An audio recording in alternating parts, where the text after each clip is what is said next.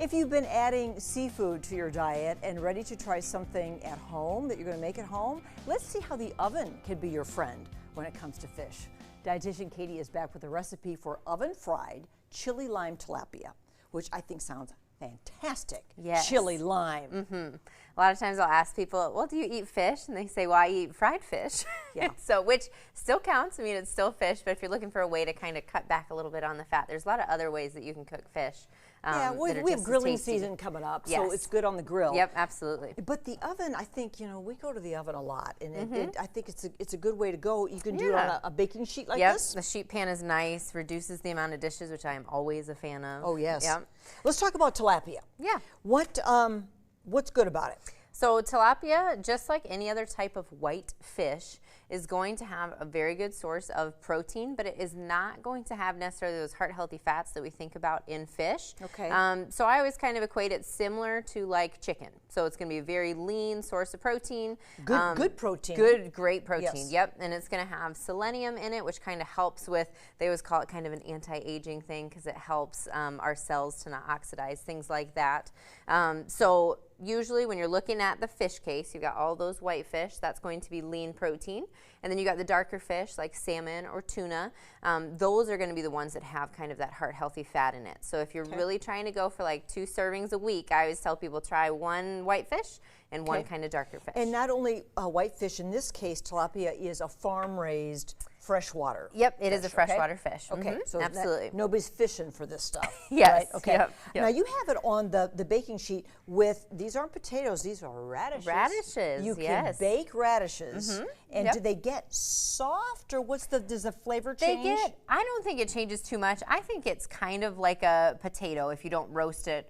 It's not like soft afterwards. It's still kind of crispy, like that potato. Okay. So you probably do a little olive oil. A little bit of oil, a little bit of salt and and pepper, yep. And then just green beans. And then those are nice because they're not going to get super well cooked because fish is the lowest internal temperature, 145. So it's the quickest to get there. So these are still going to be fairly crispy when we get them out. Good. So here's the recipe for the tilapia with the chili lime. Yeah, so we're going to use about 1.5 cups of Parmesan cheese.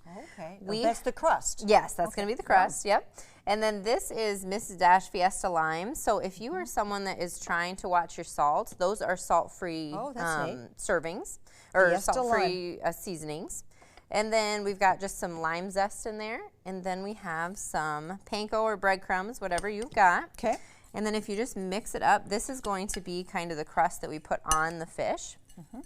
And so once that's all ready to go, we just take the oil. We're going to just give a little swish on each of these so that seasoning sticks. Okay. So olive oil. Olive oil, yep. Okay. You can use avocado oil too. You can use canola oil if you want. I just had olive oil and it works fine. And then if you are at home and you've got you can get your hands a little bit dirtier, you can flop the fish in there and put that switch in them. there. But for now, we'll just put that on. Yeah, there. you just put them on nice. You didn't bake any of these, did you? I just realized that. Yeah, I didn't have any. I know. I knew you'd call me out on that. It's like, oh man, I can't eat raw fish. What in the world? Definitely don't eat that. That's all right. I guess I'll just have to check out the oven here at TV6 and get that on there. So how much? Well, I'd put quite a bit on there, and then basically, I can bake that, right? Honestly, that's going to be okay because is that good? At home you're going to do it on both sides, and then sure. you're going to press it kind of in with that spoon because if you just leave it, sometimes it falls off. And then the recipe is actually for 4 fillets. So my baking sheet only held about 3 of them. This looks good, this topping. Yeah, and so you just have it on there. And of course, if you're not a big fan of like chili lime, you can do whatever you want. You can have more of a savory like garlic and herb if you'd like to.